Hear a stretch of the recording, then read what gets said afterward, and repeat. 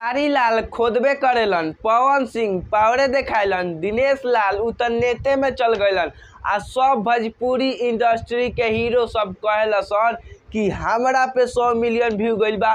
तो गाना पे तो सब केहू के व्यू चल जाला। तो आज हम यह पता करें कि सबसे ज्यादा फिल्म पे केकर व्यू गइल बा, मतलब कि 100 मिलियन क्रॉस केकर व्यू कइले बा फिल्म पे। लोग वीडियो आगे से बढ़े से पहले हम तालो के बता दी कि हम मर्दे 2 दिन रिसर्च करे में लगा देले बानी कि केकर 100 मिलियन पार व्यू गइले बा कइले बा। तब हम आज तालो के बताऊं तनी तो एकरा ला मर्दे लाइक आ सब्सक्राइब ठोक दिह लोग।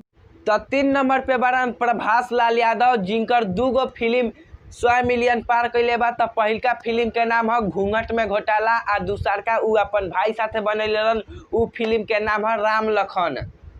तो 2 नंबर पे बारन खेसारी लाल यादव, जिनकर 5 गो फिल्म 100 मिलियन पार कइले बा।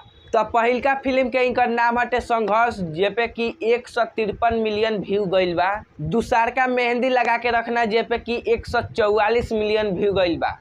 तीसरका दिलवाला, जेपे कि कांटा कुंटी 100 मिलियन व्यू बा।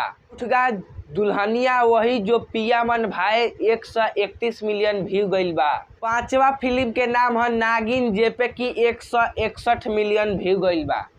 अब यहीं पे खेसारी लाल समाप्त होतरन। आ पहिलका नंबर पे आवतरन हमनी के जुबली स्टार निरहु लाल यादव, जिनकर की बहुत सारा फिल्म 100 मिलियन पार कइले बा। 100 मिलियन का 200-300 मिलियन व्यू पार कर देले बा। इनकर पहिलका फिल्म के नाम है निरहुआ हिंदुस्तानी, जेपे की 197 व्यू गइल बा, मतलब मिलियन व्यू गइल बा। दूसरका फिल्म के नाम है निरहुआ हिंदुस्तानी 2, जेपे की 334 मिलियन व्यू गइल बा। इनकर तीसरका फिल्म के नाम हटे निरहुआ हिंदुस्तानी 3, जेपे की 148 मिलियन व्यू गइल बा।